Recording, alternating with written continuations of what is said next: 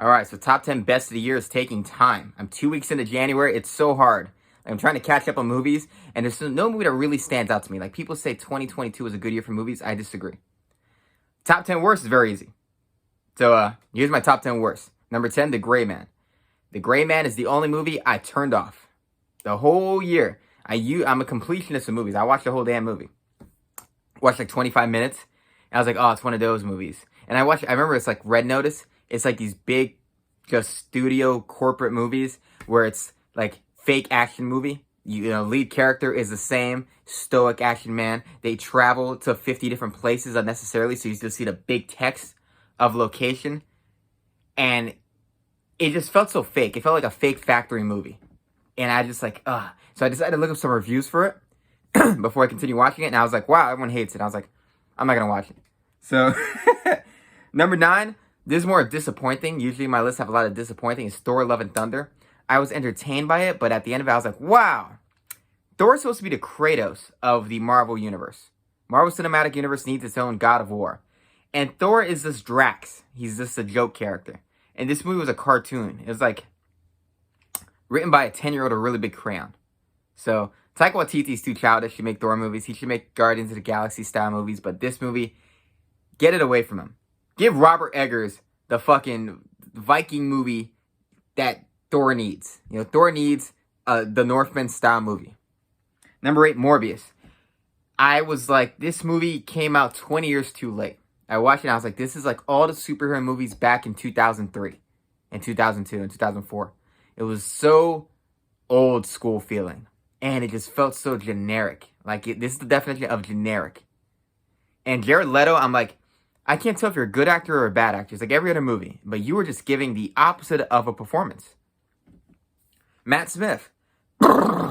Ladies think he's great. Ladies think this guy's so attractive, and I really don't get it. He looks like Frankenstein to me. Fucking big-ass 5-head. He was at least having fun with it. You know, dancing all around. You know, having a good time. He's like, do, do, do, do, do, do, do, do. Fucking Jared Leto was like giving an anti-performance. So, yeah. It was generic as fuck. Number 7, Glass Onion. I know people like this movie. I just felt like Rian Johnson is like the lead character of this movie. He thinks he's really smart, but he's really stupid. I figured out who it is. Not Blanc, but who the perpetrator is. The killer, I figured out in minutes. After they introduced all the characters, I was like, he's going to do what he did with the last movie. Make it the most obvious person. And I'm like, you're so unclever. Like, you really are. The movie just hinges on the fact of it shows you one narrative for a few, like half the movie, and then it shows you another version of the same narrative. And I was like, this movie isn't smart. It's really dumb. So, yeah. I didn't like it. I don't think it's smart. I don't think this guy's the guy to make these type of movies. I think he's a lot dumber than he thinks he is. Number 6, Jurassic World Dominion. I think these movies are an abomination against cinema. I think Jurassic Park deserves so much better. The first 2 Jurassic Park movies, Jurassic Park is, legendary. And Lost World, I think, is very underrated. But after that, they're all garbage. Jurassic Park 3 sucks. Jurassic World sucks. Whatever the last one was called sucks. And then this one sucks. Fucking Locusts. What? This Apple CEO type guy. I was like, this movie feels like it was written by 100 people who just put it into a blender and just made the movie. I don't even understand how the Locusts got involved in it. It's a dinosaur movie. And they have the old cast for no reason other than to bait you into watching the movie. Lame movie.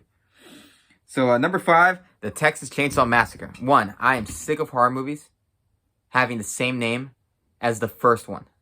Like, Hellraiser came out this year. Good movie. I hate that it's called Hellraiser. I hate that Halloween 2018 is called Halloween. I hate that this is called Texas Chainsaw Massacre. Just fucking add a subtitle. Add a number. What's wrong with you? I hate when typing it in, I have to pick which year it came out. Give it a different name.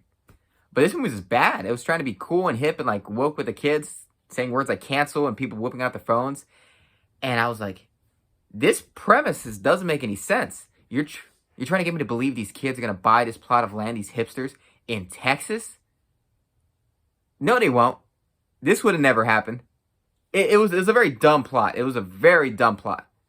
And this dude would have to be Leatherface. I'm like, if this is the same guy, he was 80 years old, 90 years old now? Get the fuck out. So, and they had the girl from the previous movie, and she just showed up and get killed. Like, I hate this idea. A traumatic event happens, and the character's hung up for life on it. Like Laurie Strode, like 2018, like it was kind of cool in that movie, but at the same time, it's also dumb. I'm like, you never get past anything. You watch Halloween Kills, and the whole town is just hung up on these 3 kills from the 70s. What? And then this person, I'm like, the same woman is still hung up on this. Not like she can't be traumatized for life, but she's gonna go back. Get out of here. Number 4, controversial, very controversial. Bones and All. Boring. This movie was just people driving around in a car, having a very, like, boring romance. You know, Taylor Russell's great to look at. People, I know they love looking at their Timothée Chalamet. But Timothée Chalamet's, I've seen him in one movie that I liked, and that was The King. The King, he's great. But it was so boring. I'm like, you made a movie about cannibals? Let's see some cannibals. And it was just so the backstory. Like, it was so off. Like, they just had to have a reason to film these idiots fucking drive around. And then the way it ended was so, like, we gotta make it Shakespearean. I was like, God. This movie's boring as fuck. I lost my mind. I almost fell asleep watching this movie. I was dying for it to end. Next, number 3, Terrifier 2. I know people like Terrifier 2. They're complimenting the real effects. I appreciate the gore effects. I appreciate some of the kills. They're ridiculous and over the top to the point where I'm just like, ugh. But at the same time, Art the Clown, he's amusing for a little bit, but I got over him real fast. I don't like that he's kind of supernatural. The little girl is scary. The little Art the Clown girl, terrifying. But this movie is so, like, doesn't know what it is. They try to have some symbolic thematic thing with this girl on her wings and her father's drawing that was so dumb and felt forced and out of nowhere. The acting was the worst acting of the year by far. Razzies, pick up on this shit. Worst acting by far. Terrible writing. This dialogue was horrendous. And it was so long. So over long. 2.5 hours. I was dying for this movie. I'm like, is it over yet? When the fuck can I get out of here? I was like, God damn. Fucking long ass movie. Way too long for a slasher movie. Especially a slasher movie like this. That doesn't really have a story like the original one. Was like, 90 minutes? These movies should be 70 minutes. For what they are. Yeah. Terrible movie. I know some people like it's like a cult thing, but I don't get it. Number 2. Now we're going to movies I really hate. Actually, not really. I hate this movie. I think I hate this movie. Men. Alex Garland. I bet you he's done something. He's going to get Me Too one day. He feels guilty about something because he's sexist. All his 3 movies. I love Ex Machina. But then he just continued with this whole like men oppressing women thing. And then Annihilation gets like the all-lady scientists that are all very unbelievable because they don't act like scientists. And then this movie is just so sexist. It beats you over the head with this message that all men are the same. And I'm like, what a terrible sexist message. She's looking around. And I'm like, I can't tell if she's supposed to be hallucinating, this is supposed to be scary, or these stupid CGI faces are saying she sees all men as the same, or the audience sees all men as the same. Because I'm like, if it's the audience, you're just saying all men are the same and this movie's sexist.